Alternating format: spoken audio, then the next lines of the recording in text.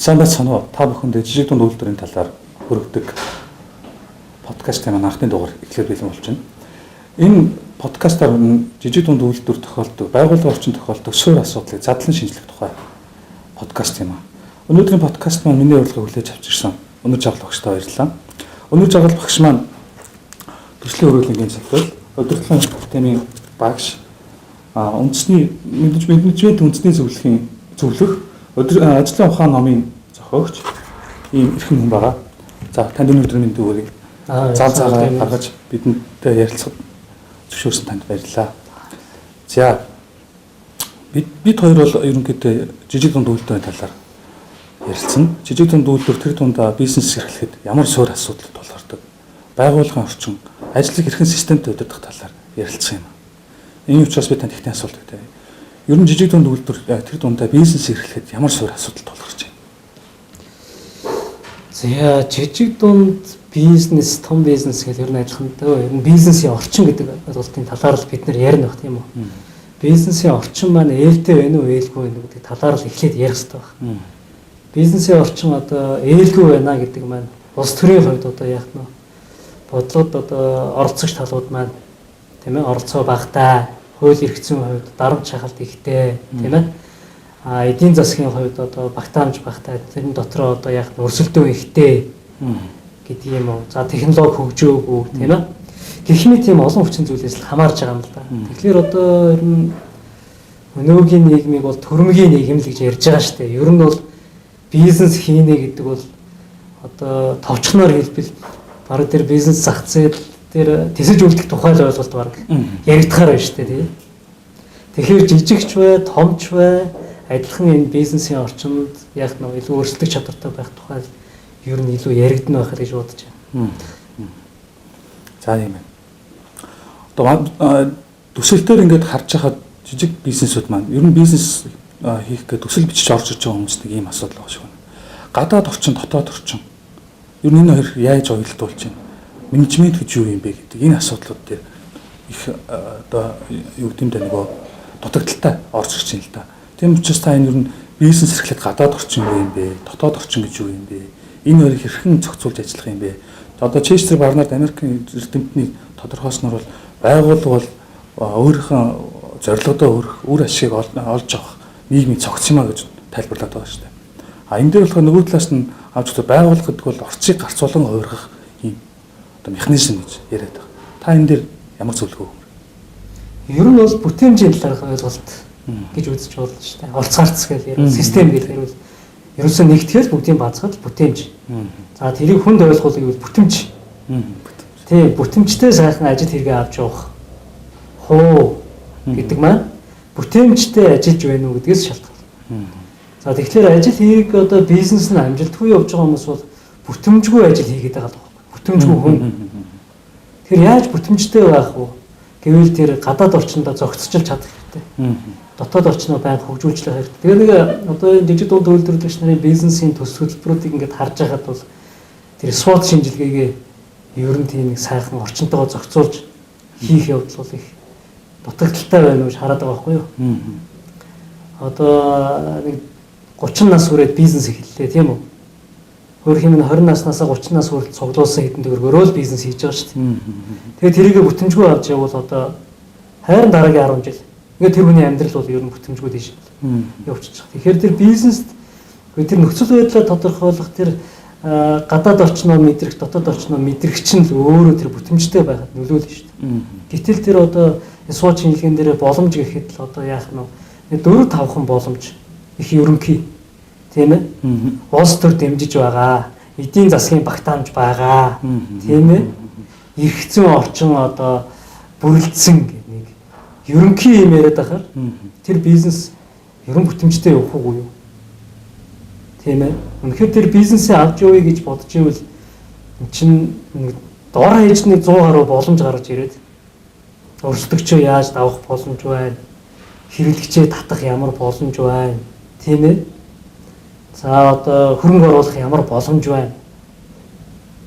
Хэдийн хэмжээний тэр одоо нөхцөл байдлын шинжилгээ, SWOT шинжилгээнд дээр хэдийн хэмжээний олон боломж цуглуулж чадна уу?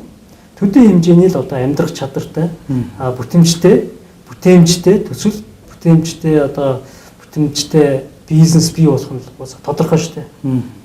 Тийм. Гэтэл тэр одоо маш олон боломжуудыг тодорхойлохын хэрэгээр маш олон эрсдэл гарна. Тэгээ бүгдийг эрсдэл гэж хүлээж аваад тэрнээс айгаад цухтаагаад байвал ямар ч бизнес хийх хэрэггүй байхгүй юу? Тэгэхээр тэр одоо эрсдэл гэдэг асуудлаа аль нь асуудлын аль нь шалтгаан, аль нь хүчин зүйл, аль нь нүүр нөлөө, аль нь эрсдэл гэдгийг ялгаж салгах тэр ухаан. Тийм ээ, боломж эрсдлээ ялгаад. Тэгээд одоо дотоод чадах ухаан үнэхээр болохгүйгаа хүлээн зөвшөөрж, суралцах, хөгжих, тэр өрсөлдөх шаардлага бий болгож, ингэж тэр бизнесийг дотоод гадаад хүчин зүйлстэйгээ уялдуулж авч явахыг л сая таны дурдаад байгаа тэр системийн судалгаа, системийн шинжилгээ гэдэг чинь одоо энэ гэж ойлгож байгаа шүү дээ. Нэг ийм дүр зураг ажиглагддаг. Бизнес төсөл бичиж орж байгаа хүмүүс дээр гадаад орчин юу юм бэ? Гадаад орчноос ямар шинжилгээ хийгээд микро түвшиндөө тэрийг боловсруулад, стратеги боловсруулад дотоод орчинд хэрхэн уях талаар. Одоо нэг хэсэндээ гадаад орчин дээр ямар хүчин зүйлс орж ирж байна, микро орчин дээр ямар хүчин зүйлс орж ирж байна, дотоод орчин дээр ямар хүчин зүйлс орж ирж байна ялгаж салахгүй байх шиг. Та энэ тал дээр зөвлөө өгөөч. Яг ерөнхийдөө байгууллагын гадаад орчин гэж сая би боломж гэж ярьлаа тийм үү? Боломж хаана байна вэ гэхээр улс төрийн боломж. Байна. Бэрхшээл талаас нь харж болно. Ер нь боломж талаас нь харах зүйтэй тийм ээ. Тэгэхээр боломж талаас нь харах уу, эрсдэл талаас нь харах уу гэдэг маань тэр тухайн бизнес эрхлэгчийн бас нэг нүд байдаг л да. Тийм. Зарим хүмүүс болохоор улс төр их муухай, улс төрчид их муухай. Монгол улсын эдийн засаг бол одоо их сүрж байна. Тэгээ Монгол улсын хууль эрх зүйн тогтолцоо ерөөсөө болохгүй байна. Монгол хүн гэдэг чинь нийгэм соёлын хувьд бол ер нь их тийм давбуурсан байдалтай байна гэж ингэж хараад байх юм бол тэнд ямар ч бизнесийн орон зай харагдахгүй байхгүй. Улс төр бол их сайхан боломж олгоод байгаа юм байна. Монголд ч бас нэг эдийн засгийн багтаамж байгаад байгаа юм байна. Энэ хууль эрх зүйн орчин чинь бас энэ бизнесийн тогтолцоогоо хамгаалсан юм байна. Энэ Монгол хүн нийгэм соёлын хувьд одоо яах нь тодорхой хэмжээний зах зээл сегментийг бий болгосон юм байна. Энэ эдийн засгийн багтаамжтай уялдаж байгаа юм байна. Олон улсад ийм сайхан туршлагууд байгаа юм байна, тийм үү? Ийм технологийн дэвшлиг ашиглах боломж байгаа маань гэж боломж хардаг нүд гэдэг маань тэр гадаад орчноо харж байгаа. Ашаанаасаа гар сэтгэж байгаа, байшингийнхаа цонхоор харж байгаа тэр сэтгэлгээ шүү дээ. Тийм. Тэгэхээр бизнес хийж байгаа гэж үзэх юм бол тэр байшин дотор байгаа үйл хөдлөлүүдийг бол бид нар дотоод орчин гэж үзээд. Тэр үйлдвэрийн гадаа өрнөж байгаа үйл явцыг гадаад орчин тэр улс төрийн эдийн засаг гэх. Тийм ингээл ялгаал ойлгочих хэрэгтэй байна. Тэр цонхоор хараад ямар боломж олж харж байна. Тэр ашаанаасаа гараад ямар боломж олж харж байна гэдэг чинь л тэр бизнесийн ирээдүйг тодорхойлж байгаа шүү дээ. Дотоод орчны хувьд бол мэдээж одоо чадамж гэж одоо удирдлагын актын дээр 2-3 удаагийн туршилт судалгаа бизнесийн орчинд бол явагдсан байдаг. Сумын төвийн түүцнээс одоо Эрдэнэ төвлөрөл 300 гаруй байгууллагыг хамруулж судалсан судалгаа. Тэгэхээр тэр дотоод орчин чадамж гэдэг ойлголт бол нэг 61% байсан. 2008 онд. 2011 он руу гараад ирэхээр нэг 64.2 болоод. За 2017 онд бол нэг 64.7 болж байна. Ингээд дотоод чадамж бол харьцангуй нэмэгдээд байгаа байхгүй юу? Тийм. Тэгэхээр бид нар бол дотоод чадамжаа дээшлүүл яг дотоод чадамж гэж юу юм бэ гэдэг талаар ярих байна. Нэгдүгээр болохоор сэтгэл зүтгэл хандлагатай байх. Тэр тухайн бизнесийн авч явж байгаа хүмүүс маань тийм үү? Тухайн бизнестэй сэтгэлтэй зөв хандлагатай байх нь бол тэр дотоод орчны гол хүчин зүйл. Сэтгэл зүтгэл хандлага дээр нэмэх нь тэр capacity буюу нөөцүүдийг нэмж өгöd. Ингээд нөөц буюу тэр одоо сэтгэл зүтгэл хандлага гэж одоо сэтгэлгээний болон материалын бус хоёр орчин нэгдээд ирэхээр тэр дотоод орчин бүрдүүлж өгч байгаа байхгүй. Тэгэхээр тэр чадамжийн хувьд одоо яаж ийм үсэр манайх материалын тал руу дотоод орчинд их анхаарлаа шүү дээ. Нөгөө газартай байвал, байшинтай байвал тийм үү? Томд хөрөмжтэй байвал би бизнес хийнэ гэж. Тэгээ явж байгаад 1 жилийн дараа 2 жилийн дараа бүр хүндрэлтэй байдалд ордог. Нөгөө өөр зээлээ нөхөж дийлж чадхаа байдаг. Тийм үү? Тэгэхээр одоо нөгөө сэтгэл зүтгэл хандлага чадамж гэдэг ойлголцоод орж иж байгаа юм. Чадамжгүй бол хичнээн эд хөрөнгө, мөнгө, санхүү байгаад тэр бол хөндрүүлэх бүтэмжгүй тал руу гарч явж байгаа. Тэр бизнесийг. Чадамжтай бол огт мөнгө байхгүй, огт барилга байхгүй, огт газар байхгүй, огт тоног хөрөмж байхгүй тохиолдолд яаж яах вэ? Мөнгө босгож болж ш. Чадамжтай бол мөнгө босгож болж. Тэр мөнгөөрөө бизнес хийж болж. Өрсөлдөж болж байна, ялж болж байна. Тэр логистик гадаад харилцаа тийм үү? Импортыг орлох бүтээгдэхүүн. Маш олон зүйлийг хийж болж байгаа. Оргон хоосноос бүх зүйлийг бий болж байна. Болж чадамжаас хамаарч. Нөгөө талаас чадамжгүй бол асар хэмжээний хөрөнгө байлаач яах нь. Тэрний үр ашигтай бий байдлыг бий болгож чадахгүй байхгүй. Тэгэхээр чадамж гэдэг ойлголт бол их чухал. Энэ нь тэр материалын бос байдлын харилцан хамаарлаас бий болж байгаа. Энийг дотоод орчин гэдэг байхгүй. Тэгэхээр тэр чадамж гэдэг зүйл маань тэр гадаад орчинтойгоо яаж уялдах юм? Улс төртэй уялдах чадамж бол зарим хүмүүст их сайн биш үү? Улс төртэй уялдаад бизнесээ дотоод орчноос гадаад орчинтой уялдаад өөрийнхөө бизнесийг сайхан авч явж байгаа хүмүүс байна уу? Байгаа тийм. Байлгүй. Тий. Улс төр зөндөө сайхан боломж олгоод тэргээр бизнес хийгээд улс төртэй яах нь нэгдэж, нийлж, ойлгож тийм ээ чадсанараа тэр хүн бизнесээ сайхан л авч явах юм тийм. Тэр чинь тэр дотоод чадамжийн асуудал. Чадамж байхгүй бол нөгөө улс төрчдөө бид нар яах нь шүүмжилсэн тийм ээ эсрэг хандлагатай. Тий, эсрэг хандлагатай л байхаас арга байхгүй. Тэглээгээ бизнес яаж хөгжих юм тэр бодиттой зүйл биш л байхгүй. Тэгэхээр энэ дотоод гадаад орчин гэдэг маань харилцсан ер нь бол яах нь уялдаатай байдаг. Ийм л ойлголт тийм ээ. Дотоод үйл ажиллагаа явж явахад бол нэлээд тийм арга хэрэгтэй. Арга зүй хэрэгтэй тийм ээ. Гадаад орчинтойгоо уялдаж ажиллахад бол тийм бэлэг гэх юм уу тийм ээ. Энэ манаас тийм хийсвэр боловчуд. Яг өнөөдөр яах нь шууд тодорхой өөр ашиг авцрахгүй ч гэсэн тэр өөр ашиг авцрахад дам нөлөө үзүүлж байгаа зүйлс байхгүй. Тэгэхээр энэ сэтгэлгээтэй холбоотой. Тэгэхээр тэр сэтгэлгээ гэдэг ойлголт маань өөрөө яаж ийм бол тэр бэлэг тийм ээ. Хичнээн ингээд мундаг инженер байлаа гэд тэр жижиг дунд үйлдвэрлэлийн бизнесийг яах нь амжилтаа авч явж чадахгүй байх бол зөндөө байгаад байгаа юм. Тэр инженерт арга нь байна, бэлэг нь байхгүй. Тэр бэлэг гэдэг маань тэр гадаад орчинтойгоо уялдах тэр ойлголт маань өөрөө байхгүй байгаа юм л да. Тэр эдийн засгтайгаа уялдаж ойлгох сэтгэлгээ бэлэг тийм үү? Эдийн засгаас гадна тэр хууль эрх зүйн орчинд байгаа. Улс төртөөгөө хүн ам зүй нийгэм соёл тэр хэрэглэгч өрсөлдөгч зах зээл хамтрагч хөрөнгө оруулагчтайгаа уялдах тэр сэтгэлгээ нь өөрөө дутаад байгаа. Тэгэхээр арга байвч тэр бэлэг сэтгэлгээ дутах юм бол тэр бизнес бүтэмжгүй тал руу. Эсвэл зарим хүмүүсний дан улс төржөө тийм ээ их онол яриад ингээд сэтгэлгээ бэлэг талдаа их хөгжсөн байна шүү дээ тийм үү судлаачид. Тэгсэн мэтлээ яг тэр тухайн бизнес хийх арга нь байхгүй. Тэгэхээр ингээд болж өгөхгүй. Тэгэхээр зарим бизнес эрхлэгч нар болохоор ингээд арга нь ч байхгүй, бэлэг нь ч байхгүй. Тэгэхээр тэр бизнес бол унах нь ойлгомжтой.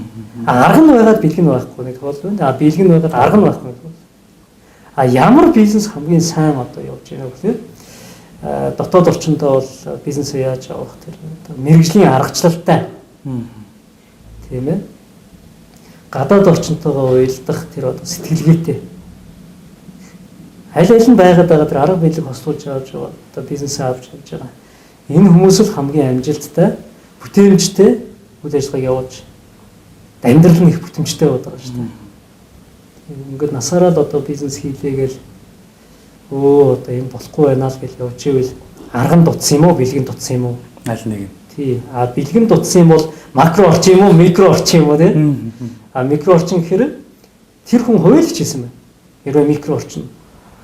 Микро орчин тэр бизнесээ дотоод хуваалж хийсэн байна.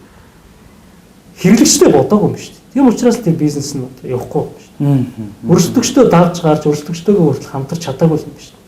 Өрсөлдөгчдөөгөө хамтарч өрсөлдөгчдөө судалж бенчмарк хийж чадаагүй юм шүү дээ. Дэмжлэг авч чадаагүй юм шүү дээ. Хөрөнгө оруулалт авч чадаагүй юм шүү дээ. Тийм ээ? Хамтарч чадаагүй юм шүү дээ. Энэ чинь тэр хүмүүстэй хамтарч ажиллах бэлэг оюун сэтгэлгээ тутсан. Макро орчин дээр авч үзэх юм бол боломжийг олж хардаггүй л төхөр байхгүй. Бэлэг дутуу гэдэг маань тийм үү? Тэр макро орчин гэдэг маань асар их боломжууд явуулж байгаа шүү. маш их боломж одоо ингээд задлаад ярих юм бол маш их сонирхолтой олон сайхан боломжууд байдаг тийм үү. Тэгэхээр ерөөсөө энэ гадаадд очныг бол зөвхөн 10 элэг гэдэг үүднээс сэтгэлгээ философи үүднээс бол авч үзэж болно хаа гэж бодож байна. А цааш нь судлаад ирэхээр бол мэдээж одоо улс төр судалгааг бол бодлогын судалгааны арга зүй, эдийн засгийн судалгааны арга зүй бол одоо эн чинь дараагийн тийм одоо нэг дэвшилт төвшин яригдах зүйл байх л да гэж бодож байна тийм. За би таны ярианаас ингэж болголоо. Бизнесийн шийдвэр гаргах нь өөрөө тухайн бизнес эрхлэгчийн алсын хараатай шууд уялдах нь. А нөгөө төвөр бизнес хийн гэдэг маань гадаад орчин, дотоод орчноос нөөцийг хэрхэн авч үйлдвэрлэлтэд нэвтрүүлэх нь гэдэг ойлголт авлаа. А нөгөө төвөр гадаад орчин гэдэг маань эдийн засаг, нийгэм, улс төр, байгаль орчин одоо ийм үндсэн ойлголтуудыг авлаа. Микро орчинд болохоор өрсөлдөгч, дэмжигч, хамтран ажиллагч, нийлүүлэгч тийм ээ. Одоо төрийн оролцооч гэдэг юм уу ийм байдлаар явах нь. А тэгвэл эндээс нэг юм асуудал. Бизнес эрхлэгч хүн гадаад орчноос ямар шинжилгээ хийж өөрийнхөө бизнестэй тий ямар арга зүй хэрэглэдэг бизнестэй одоо энэ гадаад орчныг харах юм бэ? Энэ бэлгийг ер нь яаж харах юм бэ? Гэхдээ ерөөсөө л юу штэ. Хамгийн одоо энийг ярих юм бол тэр Японы одоо эдийн засаг тийм ээ. Японы бизнес эрхлэгчдийн онцлогийг ярмаар байна. Яаж одоо тэр Японы жижиг дунд үйлдвэрлэл хөгжсөн гэдэг түүх ярих хэрэгтэй болж байна. Аргыг ярих юм. Ерөнхийдөө одоо ингээд одоо өндөр хөгжсөн эдийн засгийн өвчмөдтэй хөгжиж байгаа Америк улсын одоо Америкийн менежментийн тогтолцоо 50-аад онд одоо Японы дайнд ялагдчихсан ядарч сүдрээд эдийн засгийн уналтанд орчихсон улс хооронд яах нь тэр Америк менежментийн тогтолцоо таарахгүй байна гэдгийг л олж тогтоосон байгаа байхгүй. Америк маань өөрөө их өргөн утга талбартай хүнд үйлдвэрлэл хөгжсөн тэр менежмент нь тэрэндээ зогтсон эдийн засгийн одоо өрсөлдөөнд тулгуурсан байгаа тийм үү. А гэтэл Япон бол тэр хүндрэлтэй үед тийсч үлдэхин чухал байсан. Тийм байна. Тэгэхээр эн чинь өөрөө хоёр өөр менежмент болж эхэлж байгаа байхгүй. А тэгээ Япончууд бол тэр яг цагтан систем бенчмаркинг тийм ээ. Тэр кайзен гэдэг юм уу тэр өөрсдийн нэг менежментийн арга зүйнүүдийг бий болгож байгаа байхгүй. А тэгээ Япон менежмент Z онол гэж одоо бий болгосон байж тийм л. Тэгээ тэр онол нь өөрөө яаж ийн үг гэхээр би дарга чи тэнэг гэдэг тэр одоо тэр уламжлалт ойлголтоос бол салгасан л байхгүй. Тэгээ дарга зэрэг яах вэ тийм ээ? Хамтраад хоёулаа асуудлаа шийдэе. Одоо энэ асуудлыг шийдэхэд би нэг даргархаар ажилт нь нэх одоо яах нь хөрх юм даргийнхаа үгийг харах биш ээ. Энэ асуудлыг шийдэхэд бол хоёулаа санаачлагч, амлайлагч бай. Гэхдээ бид хоёулаа дүрмтэй байх хэрэгтэй. А тэр дүрм маань өөрөө хамгийн ихний ойлголт бол тэр бенчмаркинг явж байгаа шүү дээ. Тэгэхээр энэ жижиг дунд үйлдвэрлэлийг эрхлэгч нарын хувьд яаж ийн вэ гэхээр шинэ MCS компани ч юм уу оюутлогын компани тийм шилдэг менежментийг одоо жижиг дунд үйлдвэрлэлээр одоо аваад ашиглана гэвэл одоо яах нь хүнд байхгүй юу? Яг л тэр чинь одоо асар том санхүүгийн механизм дээр тулгуурласан менежмент маш одоо чиг үүргийн мэрэгсэн менежерүүдийн оролцоотойгоор явж байгаа системийг дан ганц эзэн оролцоотой хязгаарлагдсан бол энгийн бүтцтэй ийм одоо бизнесийг нэгж тэрийг ашиглах нь хэцүү байхгүй. Тийм учраас ерөөсөө яаж ийн вэ гэхээр өнөөгийн төрөмгийн нийгэм тэр бенчмаркинг гэж зүйлийг бол их сайн ашиглах ёстой. Тийм ээ. За яаж ашиглах вэ гэхээр компани хоорондын өрсөлдөөн гэж харахаасаа илүүтэй бүтээгдэхүүний өрсөлдөөн гэж харах хэрэгтэй байхгүй. Одоо том компани одоо менежмент гээл те менежментийг одоо дүүрэх гэх ингэж явахаасаа илүүтэй яг энэ аягийг том компани яаж хийж гэнэ үү? Тэр нь том компани хэрэг байхгүй тийм. Яг энэ аяган дээр л төвлөрөөд энэ аягийг дэлхийд хэн хамгийн сайн хийж байгаа. Цаасаа яг. Тэгвэл энэ аягийг яаж дагаж дуурайх вэ? Хөрөж Монголд хийх үү? Яаж энэ тэнцэж хийж сурах вэ? Яаж давж яаж гадаад зах зээл дээр гарах вэ гэдэг гурван концепт барих хэрэгтэй байхгүй юу? Ямар ч бизнесийг дагаж дуурайх, энэ тэнцэх, давж ялах.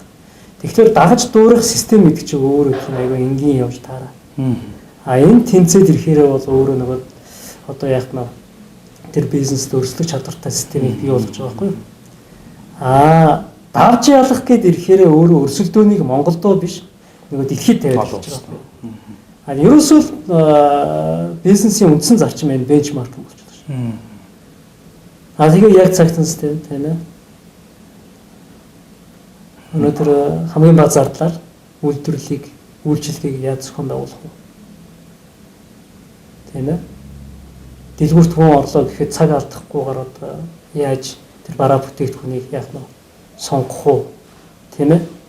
Яаж тэр сонголтод нөлөөлөх үү гэх мэтэр одоо эн чинь өөрөө маш нарийн юм шинжлэх ухаан болж хөгжөөд байгаа байхгүй. Тэгэхээр бүгдийг нь одоо эн чинь дагаж дуурайна гэвэл хэцүү л дээ. Тийм. Гэхдээ тухайн одоо тэр бизнесийг нь одоо илүү судлахаас илүү тийм юм бүтээгдэхүүний илүү судалдаг.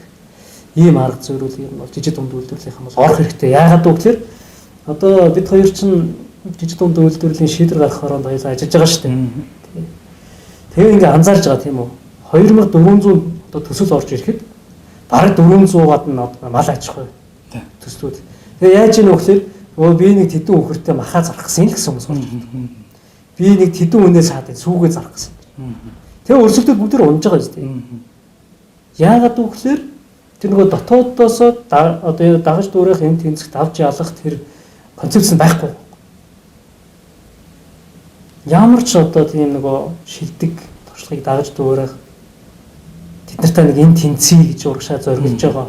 Бүр давж ялаад дэлхийд би ийм бүтээгдэхүүн гаргана гэд ярьж байгаа хүн бараг байхгүй. Тэгээд тэр төсөл дээрээ бол одоо ингээд унаад өгөөрөө яах нь бөөн гонд камераас олж унлаа гэдэг. Тийм ээ. Гүн чи бүтээгдэхүүн дээрээ бенчмарк бүтээгдэхүүн дээрээ судалгаа юм биш. Одоо тэр Эста компани жишээг би бас урд нь ярьж байсан баг тийм ээ. Махки зүйлийг одоо 2 сард төлсөн хург 9 сард нас бийг үзсэн хүнтэй адилж интэй эндийн жин тийм ээ. Тэг очиж байна.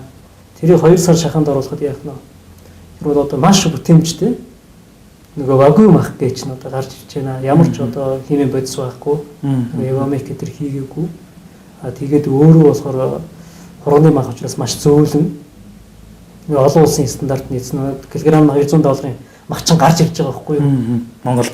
Тий. Тэгвэл эн чинь өөрөө яаж ийм нөхцөл нөгөө тэр бид нар тэр олон улсын зах зээл дээр мах гэж бүтээгдэхүүнийг яах нь вэ? Тийм ээ. Давж ялах. Гэхдээ ядаж энэ тэнцэх. Гэхдээ бүр дагаж дуурайх тийм ээ. Энэ тактикийг ашигласныг үрд үнштэй. Сүү гэхэд тэр одоо литрийн сүү аваарай гэх нь зүг юм уу? Тийм ээ. Өнөөдөр үдийн цай хөтөлбөрт нийлүүлэх үйц одоо бүр амин гинээр баяжуулсан тийм үү?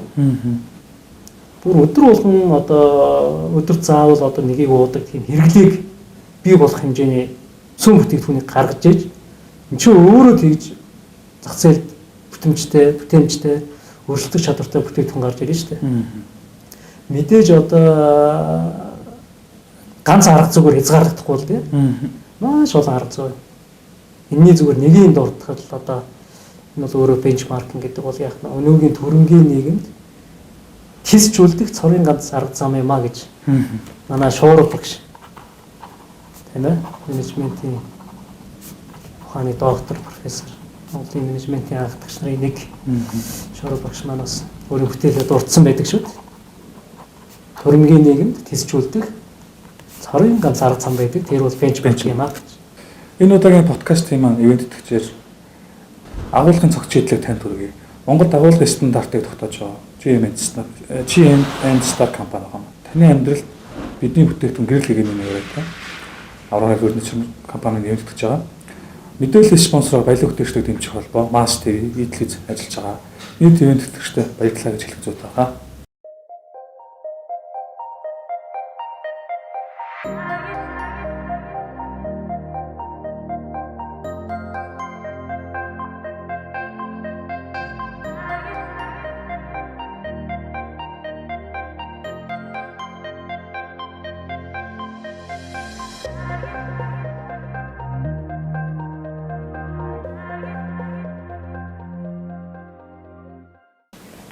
За тэгвэл байгууллагууд маань дотоод менежментийг гадаад менежменттэй уялдуулах, гадаад орчинтойгоо уялдуулах энэ ажлыг ерөнхийдөө та арга бэлэг гэж нэрлэлээ. Тэгвэл сая аргын талаар, бэлгийн талаар судалгаа хийх талаар ярьсан бол одоо аргын талаар ямар судалгаа юм? Дотоод орчиндөө ямар судалгаа хийж илүү нээж илрүүлэх, асуудлаа яаж нээж илрүүлэх талаар та зөвлөгөө өгч. За ер нь яг байгууллагуудад зөвлөгөө өгөөд менежментийн зөвлөгөө өгж штэ. Менежментийн зөвлөгөө өгөх гээд очиход бол байгууллага болгонд асуудал ярьдаг. Нэг асуудал байдаггүй л дээ. Нийлээд хэдэн асуудал. За бүр дааж давшгүй асуудал бас байна. Тэр хүний нөөцийн асуудалтай байгууллага байна. Манай энэ хүмүүс ажиллаа хийхгүй, доктор сурчлах байхгүй. За зарим нь одоо санхүүгийн асуудалтай байгууллага байна. Манай ерөөсөө санхүү ерөөсөө болж байгаа. Ерөөс ашигтай ажиллаж байна. Хөрөнгө оруулалтын асуудалтай байгууллага байна. Хөрөнгө оруулалт болдог. Тийм. Тэгээ ингээ амьдрал баян, асар олон асуудал байдаг. Бизнес хэрэглэхэд маш олон асуудал. Байгууллага болгон дээр очиход өөрөөр асуудал багтана да ярина. За тэгээд тэр асуудлуудыг одоо шийднэ гэвэл ёстой нэг арга хэрэгтэй болно доо. Тэр санхүүгийн шийдвэр асуудлыг шийдвэрлэх арга, хөрөнгө оруулалтын асуудлыг шийдвэрлэх арга, тэр хүний нөөцийн асуудлыг шийдвэрлэх арга, тийм үү? Тэгэхээр 2000 оноос эхлээд л үндсэндээ яг энэ 50 менежмент гэдэг ийм ойлголтыг бий болгохын тулд үндсэндээ явсан. Амьдрал баян асуудал ихтэй. Асуудал болгонд шийдэл нэгэнд бий болчихсон дэлхийд даяар. Өөрөө асуудлыг шийдэх гэж оролдох нь бол алдах магадлал 80%-тай. Хүн төрөлхтний бий болгосон тухайн асуудлыг шийдвэрлсэн сургамж дээр тулгуурласан туршлагыг авч ашиглах юм бол онох магадлал 80%-тай. Тэгвэл хүн төрөлхтний бий болгосон сургамж туршлагыг авч ашиглана гэдэг маань ямар арга ашигласан гэдэг зүйлийг ярих хэрэгтэй болж байгаа байхгүй. 2006 онд тоолоод үзсэн нийтдээ 56 орчим төрлийн арга ерөнхий шүү дээ. Цаашаа задрах юм бол аргачлал гэл ингээл ажилбар гэдээ явах юм бол өчнөө задрах байлгүй ерөнхий аргачлал тийм үү? Ерөнхий арга зүй 56 орчим төрлийн онол арга зүй байна. За 2010 онд тоолоод үзэхэд бол нэг 80 орчим төрлийн онол арга зүй хөгжиж байна. Их хурдтай болж байна тийм үү? 4 жилийн дотор яг нь 20-30 төрлийн арга зүй бол хөгжиж нэмэгдэж явж байна. Яг гэвэл урд нь бол бизнес хийхэд бол одоо бүтээгдэхүүн үйлдвэрлэлээр зарахад хангалттай байсан шүү дээ. Одоо улс төрөөс хамааралтай, эдийн засгаас хамааралтай маш олон өөрчлөлт бий болсон. Технологи маш одоо өөр болж явж байна. Тэр үүднээс бол ингээд арга бол олон төрлийн болж байна. За эндээс бол монголчууд жижиг дунд үйлдвэрлэл бизнес эрхлэгч ерөн байгууллагын хувьд заавал ашиглах ёстой 50 орчим төрлийн менежмент байна гэж гарч ирсэн байна. Тэгээд удирдахуун ухаан гэдэг ном гаргаад удирдахуун ухаан 50 менежмент гэж ийм ном гаргасан юм. Ерөн бизнес хийхэд бол стратеги менежмент хэрэгтэй байгаа. Энэ бизнесийг би нэг 5-10 жилийн дараа ямар байгаар төсөөлж байгаа юм бэ гэж. Энэ төсөөлөл их чухал байхгүй. Энэ төсөөлөл байхгүй бол нөгөө орж ирсэн мөнгөөрөө нэг байраа сайжруулдаг юм уу? Машин авдаг юм уу? Машин авдаг юм уу? Эсвэл одоо их сайхан аялдаг юм уу? Тэгэл явж. Стратеги менежмент ашиглаад ирэхээр л яах нь үе шатаар бизнесийг хөгжүүлж эхэлж байгаа байхгүй юу? Бизнесээ хөгжүүлнэ гэхээр засаглалаа хөгжүүлж байна, хүний нөөцөө хөгжүүлж байна, бүтээгдэхүүнээ хөгжүүлж байна. Тийм үү? За одоо материалын бааз, техник, технологи хөгжүүлж байна. Санхүү хөрөнгө оруулалтынхаа механизмыг бий болгож байна. Энд хөрөнгөө зориулж байна. Ингээд нэг утга учиртай бизнесийн тогтолцоо бий болж байна. Стратеги менежментгүй бизнес бол гэдэг. Хэцүү шүү дээ тийм үү? Тэгтэл тэр стратеги гэдэг чинь буу байхгүй юу? Хөтөлбөрийн менежмент гэж юм бол магазин байхгүй юу? Төслийн менежмент гэж юм чинь сум байхгүй юу? Тэгэхээр 50 орчим төрлийн менежмент чинь ингээ орчныг бүрдүүлж өгдөг байхгүй юу? Дотоод орчин гэж юм чинь. За 50-ын бол одоо ашиглаж болно, ашиглахгүй ч гэж. Гэхдээ ашигласан нь илүү бизнесийн амжилттай авч байгаа. Жишээ нь одоо хүний нөөцийн ном 100 уншаад хүнээ удирдах чадахгүй байгаа хүний нөөцийн менежерүүд олон байдаг шүү дээ. Гэрээр нь өөр хүний нөөцийн ном. Тэгээ хүнээ удирдах чаддаггүй. Бүх асуудал. Энэ юунаас болж байгаа юм бэ гэхээр тэр дан ганц хүний нөөцийн менежмент гэж юм бол судлаад байгаа учраас яах вэ? Авиасын менежмент, стресс менежмент, багийн менежмент, мэдлэгийн менежмент, чадамжийн менежмент, одоо зөрчилдөөний менежмент ийм сайхан олон төрлийн менежментүүдийг л ашиглаад байх тусам л яах нь тэр хүнийг удирдах арга нь өөрөө нарийн сэтгэл байна. Эрсдлийн менежментийн арга зүй гэдэг. Яагаад энэ тэнд очиод годроод шунах хэвтэй? Тэр эрсдлээ өөрчилж хараад тэр эрсдэл дээр менежмент хийгээд тэр хариуцлагын төлөвлөгөөг стратегидээ тусгаад ингээд энэ бизнесээ эрсдэлгүй авч явах эрсдлийн менежмент бол хэрэгтэй л. Бүгд тэр арга зүй. Тэгэхээр тэр удирдлагын ухаан 50 менежмент гэдэг номыг гаргаад одоо ном гаргана гэдэг чинь өөрөө бас тэр менежментийг ашиглаж байгаа байхгүй. Зөв нэг хүн биш 20 гаруй хүн одоо тэр номыг нийлж бүтээж шүү дээ. Багийн менежмент, мэдлэгийн менежмент, тийм үү? Брэнд менежмент, маркетинг менежмент, тэр менежментүүдийг ашиглаж бүтээгдэхүүн бий болгож байгаа. Арга ашиглаад байгаа. Гэтэл тэр номыг одоо ингээд бизнес хэрэглэгч маань ингээд уншаад за энэ ойлгохгүй байна. Тэгвэл энэ тэр өөрчлөлтийн менежментийг хийж өгөх хэрэгтэй байхгүй. Жишээлбэл технологийн менежменттэй уялдуулъя энийг. Тийм үү? Тэгэх юм бол энэ өөрөө маркетинг менежмент хийхэд тийм ээ? Их гоё бүтээгдэхүүний менежмент гарч ирэх хэрэг байна гэж. Тэгээ номыг бол хөгжүүлэхдээ одоо яаж яах вэ гэхээр үздэг ном болгож гаргаж шүү дээ. Сайн шинээр гарсан. Сайн шинээр гарсан ном маань тийм.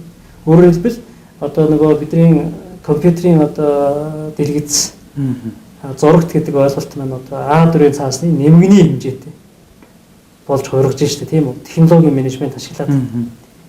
Өөрөөр хэлбэл хуудсыг ингээд хүн уншаад ойлгохгүй байвал яах нь вэ? Одоо програмаа ажилуулахад үцгэн. Аппликейшн ажилуулахад тэр хуудсан дээр бол одоо яах вэ? Би гарч ирээд ингээд ярьж өгдөг. Наад хуудсан дээр чинь ийм битсэн байгаамаа энийг нь ойлгосон уу? За ойлгохгүй бол надад аппликейшн дээр одоо яах нь вэ? Бич ямар асуудал гоо тэрийг бич ярилцдаг болж шүү дээ. Тийм үү? Эн чинь өөрөө тэр бүтээгдэхүүн хөгжүүлэлт явуулдаг. Бүтээгдэхүүний менежмент. Тэр нөгөө багш хүн бол одоо зөвлөх хүн бол ном гэдэг чинь бол бүтээгдэхүүн шүү дээ. Тэр бүтээгдэхүүнийг хөгжүүлээд явуулдаг байна. Тэгвэл ямар ч бизнес хийж байгаа бол бүтээгдэхүүнийг хөгжүүлэх бол их чухал байхгүй. Өөрөөр хэлбэл тэр аргуудыг ашиглах тусам тэр бүтээгдэхүүн өөрөө онцгой одоо тийм ээ шин чанартай болж бусдаас ялгарх одоо ялгарл гэдэг зүйл ч одоо олж чухал болчлаа шүү дээ тийм ээ. Ер нь ийм аргуудыг ашиглах нь их зүйтэй юм байна л гэж хараад байгаа шүү дээ ер нь тийм. Одоо 50 менежментээс тэр одоо төслийн менежмент гэл. Одоо энэ ажлын ухаан ном та дэргээл уншиж ах шиг байна тийм үү? 50 менежментийн тэр төслийн менежмент гэдэг одоо нэг бүлэг байгаа юм. 50 маань нэг шүд. Төсөл гэдэг маань ерөөсөө ажил байна. Тийм ээ. Төслийн менежмент гэвэл ажлыг өрнүүлэх ухаан баггүй. Хүн амьдралдаа ажил өрнүүлж болно шүү дээ. Нэг одоо манай сан залуучууд маань яах нь вэ? За ажил өрнүүлж болно шүү дээ. Би ерөөсөө англи хэл сурах гэдэг чинь ажил үсттэй. Тий. Би ерөөсөө туршлагаж ажил үсттэй. Тэгвэл энийг төсөвжүүлж хэрэгтэй. Төслийн менежмент бол ажлаа өрнүүлчих хэрэгтэй. Өрөх гэртээ бас нэг ажил өрнүүлж болно да. Нэг аж ахуйтай болчих. Жижиг бизнестэй болчих. Эн чинь төсөв шүү дээ. Тэгвэл тэр ажлыг ухаантай хийх хэрэгтэй буюу төслийн менежмент. Өөрийнхөө ажиллаж байгаа байгууллага дээр шинэ санаачлаг гаргаад бас нэг ажил өрнүүлж болно. Өөрийнхөө одоо ажиллаж байгаа салбарт бас ажил өрнүүлж болно. Улс орондоо нэг хэрэгтэй ажил өрнүүлж болно. Тэгэхээр энэ бол төслийн менежмент. Тэр ажлыг хийхдээ зүгээр л хийж болохгүй. Монгол хэлний дүрм шиг дүрм бий болсон байна. Та хэрвээ ямар нэгэн хувь хүнийхээ хувьд ажил хийж байгаа бол өөрийнхөө өрх гэрт хэрэгтэй ажил хийж байгаа бол та өөрийнхөө ажиллаж байгаа байгууллага дээр ажил хийж байгаа бол та энэ салбарт ажиллах гэж байгаа бол та Монгол улсад ажиллах гэж байгаа бол та тодорхой дүрмтэй байх хэрэгтэй гэдэг. 50 маань нэг төслийн менежментээр дурдж өгсөн байдаг байна. Дэлхийн өнөөдөр англи хэл бол дэлхийн харилцааны хэл шүү. Альч улсад очисон англиар ингээд сайхан ойлгоцсон. Өнөөдөр дэлхийн альч улсад очисон тэр төслийн менежмент гэж зүйлээр ойлгоцсон байгаа. Яг монгол хэлний дүрмтэй адилхан ажлын дүрм бий болсон байхгүй. 3 хэмжээс 5 уншаад 10 менежмент 39-с 49 алхав. Ерөөсөө ингээд юм дүрмтэй. Америкт очиод ажиллахад яг энэ үйлчлэн, Австралид очиод ажиллахад энэ үйлчлэн, Японд, Европын холбоонд энэ л дүрм үйлчлдэг болсон. Гэтэл бид нар ажлын дүрм тэр ажил өрнүүлэх ухаан дутуу байгаа учраас гадныхантайгаа ойлголцохгүй. Монголд нэг ажил хийх гээд ороод ирэхээр бид нар нэг дөрөнгөө тэгээд нөхдүүд бол одоо яаж ийм вэ? Дөрөнгөө хүмүүстэй чинь өөрсдөө хамт барил тав. Бид тэр дөрмийг мэдэхгүй, тэр хэлээр нь ярьж ойлгохгүй. Ингээд жижиг дунд үйлдвэрлэл маань том болж босч чаддгүй. Том бизнесүүд маань гадныхантай хамтарч ойлгуулж чаддгүй. А хэн өнөөдөр амжилттай явж байгаа нь гэхээр тэр дөрмээр ярьдаг, дөрмээр тоглодог бизнесүүд л өнөөдөр яг нь хамгийн амжилттай явж байгаа байхгүй. Тэгэхээр нөгөө 50 менежментийн нэг маань одоо энэ төслийн менежмент гэж явж байна. Дотроо 10 багчдаг байхгүй юу? Одоо хамар хүрээний менежмент, эрсдлийн менежмент, чанарын менежмент гэдэг ингээл тийм ээ. Хүний нөөцийн өртөг зардлын оролцогч талуудын ингээд одоо менежмент одоо задраа явуулдаг. А тэр нь өөрөө тэр хоорондоо харилцдаг ажлын дүрэн болчихсон. Ийм л ертөнцид одоо бид нар амьдарч байна шүү дээ. Баярлалаа. Монгол улсын жижиг дунд үйлдвэрлэл таны бодлоор аль түвшинд явж байна? Ер нь яг зүгээр тодорхой хугацаа хэрэгтэй юм шиг байна л да. Одоо бид нэр дараа нэг их орнуудын 200 жил явсан түүхийг 30 жил тийм үү? Алдаж байна, онож байна. Хэн алдаж байна вэ гэхээр төр алдаж байна, алдаж байна. Бизнес хэрэглэгчид алдаж байна, алдаж байна. Иргэд алдаж байна, алдаж байна. Бүгдээрээ алдчихлаа шүү дээ. Одоо бид нар яг шинэ үе эхлэхэд бэлэн болчихж байгаа байхгүй. Одоо бид нар алдаан дээр суралцлаа, тийм үү? Одоо бид нарт яг Монгол тийм ээ? Яг Монгол менежмент, Монгол улс орныг авч явах менежмент нь юу вэ гэдгийг төр бол одоо яг нь алдаан онон дээр ярилцах яг тийм гоё торгон ирмэгдээр тийм их сайн цагийн ихэнд нэрлээл гэж бодож байгаа юм. А бизнес эрхлэгчид ч гэсэн одоо хэрэглэгчээ хуурхаа болж байна. Шудраг бас өрсөлдөхөө болж байна. Яаж юм бэ? Энэ 30 жилд хангалттай сургамжаа авчлаа шүү дээ. Би хэрэглэгчтэй хуураад дампуурах юм байна. Би хууль эрх зүйгээ зөрчөөд дампуурах юм байна. А тэгвэл одоо яах нь вэ? Би одоо хуулиа зөрчихгүй нийгмийн хариуцлагатай компани уяа гэдгийг одоо ойлгож эхэлж байна. Иргэн одоо нөгөө хэрсүү гэдэг рационал сэтгэл гээл дээ. Одоо хэрсүү байх ёстой юм байна. Бид нэр сонголтоо зөв хийх ёстой юм байна. Бид нар чанартай бүтээгдэхүүн хэрэгжилж ийж эрүүл байх юм байна. Энэ төрчин минь надад аюулгүй орчин бүрдүүлж өгөх ёстой юм байна гэд. Ингээд энэ 30 жилд бид нар одоо яаж ийм вэ гэхээр асуудлуудаа ойлголоо шүү дээ. Одоо бид ингээд асуудлуудаа шийдэх шин цаг үе эхэлж байгаа байхгүй юу? Тэгэл бид нар ингээд гонж гутраад асуудалтай чивэл яшиг болий гэл одоо ийм гэж болохгүй байхгүй юу? Одоо бид нарт яг сая ярьсан арга зүй хэрэгтэй. Энэ улс орныг удирдахад өөрийгөө авч явахад энэ бизнесийг удирдахад энэ олон улсын хэллэлээр ярих тийм ээ? Олон улстай нэг зарчимтай байх. Энэ бүх зүйлийг одоо бид нар ойлгож эхэлж байгаа байхгүй юу? Одоо бол мэдлэг бол Монгол улсад жижиг дунд үйлдвэрлэл эрхлэгч, бизнес эрхлэгчдийн хувьд мэдлэг орж ирэхэд маш сайхан хөрсөн. Одоо л сурдж байна. Тий. За баялаг бүтээгчдийн холбоо маань тийм ээ? Энэ баялаг бүтээгч гэж бол маань ямар их асуудал бэрхшээлийг даван туулж өдий хүрсэн билээ тийм ээ? Тэгэхээр энэ соёлын үр тарих энэ менежментийн арга аргачлалыг үрийг бизнес эрхлэгчдэд бас суулгаж өгөх тийм ээ. Нэгээрээ дамжуулаад бас бизнесийн орчин сайжрах юм том ажлыг бол хийж байгаа гэж юу нь бол харж байгаа. Тий. Та бүхний хувьд илүү системтэй, илүү арга зүйтэй, илүү суурьтай ингэж ажиллахаа гэж бодож байна. За баярлалаа. За эрхэм өнөд үзэгчдээ энэ удаагийн дугаарт өргөдөж ирсэн сонирж байгаа багштай талархах нь үзэгчдийн өмнөөс талархах нь зүйтэй баха. Таны цаашдаа амжилт амьдрал өндөр амжилтыг хүсье. Баярлалаа танд. За баярлалаа. Та бүхэн амжилт хүсье. За эрхэм өнөд үзэгчдээ подкастын маань цоврал дугаар одод өнөр жаргал багшийн дурдсанчлан санхүү, төсөл, хүний нөөц, маркетинг, бенчмарк гэх мэтчлэн бүх асуудлуудыг нэг подкастаар задлж ярих болно. Та бүхэндээ баярлалаа. Анхаарал хандуулсан явдлаас баярлалаа.